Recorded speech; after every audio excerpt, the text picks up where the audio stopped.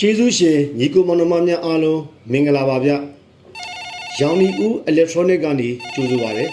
။ဒီနေ့ကျွန်တော်ပြပြပေးမှာကတော့ TV circuit board တွေဘာကြောင့်ပြတ်တာလဲဆိုတာလေးကိုပြောပြပေးသွားမှာပဲဖြစ်ပါတယ်။ circuit board တွေပြတ်စီတဲ့အကြောင်းရင်းကတော့အကြမ်းမြင်အဖြစ်၃ချက်လောက်ရှိပါတယ်။နံပါတ်1အချက်သုံးဆွဲတဲ့မီအားမတည်ငြိမ်ခြင်းကြောင့်လည်း circuit board တွေပြတ်တတ်ပါတယ်။မီအားတွေတက်လိုက်ကြလိုက်မြန်မြန်ဆန်ဆန်နဲ့ခဏခဏဖြစ်နေမယ်ဆိုရင် circuit board တွေပြတ်တတ်ပါတယ်။မီးပြက်ပြီးမီးပြန်လာတဲ့အခါမီးအားတွေကများနေတတ်ပါတယ်။အဲ့ဒီအချိန်မှာလည်း circuit board တွေပြတ်တတ်ပါတယ်။ safeguard မခံတဲ့သူတွေမှာအဲ့ဒီပြဿနာတွေ့ရအများဆုံးဖြစ်ပါတယ်။နံပါတ်2ချက်ကတော့ကြွက်သေးကြောင်သေးမိုးရီအချိုရီအဲ့ဒီလိုမျိုးအရေးတစ်မျိုးမျိုးဝင်ရင်လည်း circuit board တွေဟာပြတ်တတ်ပါတယ်။ကြောင်ရှိတဲ့အိမ်တွေကြက်ရှိတဲ့အိမ်တွေမိုးမလုံတဲ့အိမ်တွေကလေးရှိတဲ့အိမ်တွေမှာစက်ကစ်ထဲကိုအရေးတစ်မျိုးမျိုးဝင်ပြီးသုံးဆွဲမိတဲ့အချိန်မှာရှော့ဖြစ်ပြီးတော့စက်ကစ်တွေဟာပျက်စီးတတ်ပါတယ်။နံပါတ်3ချက်ကတော့တက်တန်းကြာမြင့်စွာသုံးဆွဲခြင်းအချိန်ကြာမြင့်စွာသုံးဆွဲခြင်းကြောင့်လည်းစက်ကစ်ဘုတ်တွေကိုပျက်စီးစေပါတယ်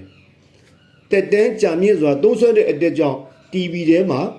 ဖုန်တွေများစွာဝင်လာပါတယ်။အဲ့ဒီဖုန်တွေရဲ့ပြင်မှာရှိတဲ့ဆိုထိုင်းစာရည်ကြောင့်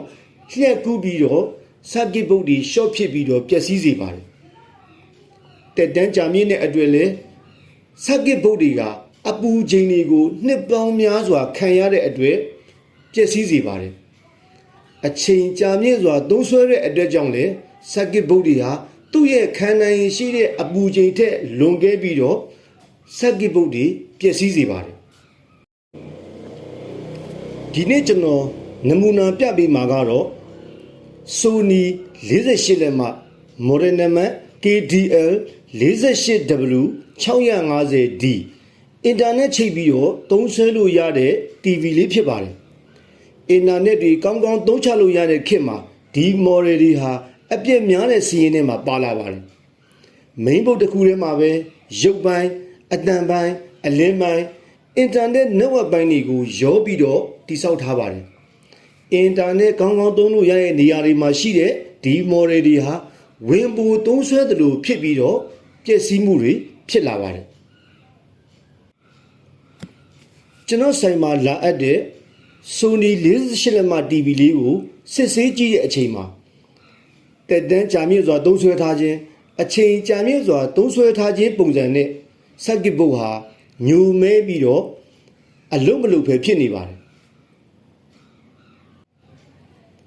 ပြုပြင်လို့မရနိုင်တဲ့အခြေအနေတစ်ခုဖြစ်တာကြောင့်သူ့ရဲ့ပုံစံတူ circuit board နဲ့လဲဖို့ပြင်ဆင်ပါတယ်။ကံကောင်းထောက်မှစွာပဲနေဆက်စီယာတယောက်စီကနေပြီးတော့ပုံစံတူဆက်တစ်လုံးကျွန်တော်ရခဲ့ပါတယ်။မှန်ကွဲဆက်နူးလေးပေါ့။မှန်ကွဲနေပြီမဲ့လည်းဆက်ကကောင်းမွန်နေပါတယ်။အဲ့ဒီ TV က circuit board ကလေးနဲ့ကျွန်တော်အစားထိုးပြီးတော့စမ်းသပ်ပြီးတော့ပြီးပါမယ်။ကျွန်တော်တို့ကက်နက်ကက်ကိုနှိုင်းယှဉ်ကြည့်တဲ့အချိန်မှာကျွန်တော်တို့မြို့ပေါ်မှာအင်တာနက်ရမီးရပြီးတော့အချိန်ပြည့်ကြည့်ထားတဲ့ TV circuit board ကညိုမဲနေပြီးတော့နေမှာအချိန်ပြည့်မသုံးတဲ့ TV အင်တာနက်မသုံးတဲ့ TV ရဲ့ကက်ကစိမ့်ဖန်ပြီးတော့အသစ်လိုမျိုးတစ်လွင်နေတာကိုကျွန်တော်တို့တွေ့ရပါတယ်ကျွန်တော်ကောင်းမွန်တဲ့ circuit board နဲ့လဲလှယ်လိုက်တဲ့အခါမှာမူရင်း circuit board မူရင်း TV မှန်ဖြစ်တဲ့အတွက်မူရင်းရုပ်ထွက်မူရင်းအတန်ထွက်အတိုင်းကျွန်တော်တို့ပြန်ပြီးရတာကိုတွေ့ရပါတယ်ကျွန်တော်ရဲ့ဗီဒီယိုလေးကိုအစအဆုံးကြည့်ရှုပေးတဲ့အတွက်ကျေးဇူးအများကြီးတင်ပါတယ်ညီကိုမောင်နှမတွေအားလုံးဘေးပရာဝေးကွာပြီးတော့ကျမ်းမာချမ်းသာတဲ့နေ့လေးကိုပိုင်ဆိုင်နိုင်ကြပါစေခင်ဗျကျေးဇူးအများကြီးတင်ရှိပါတယ်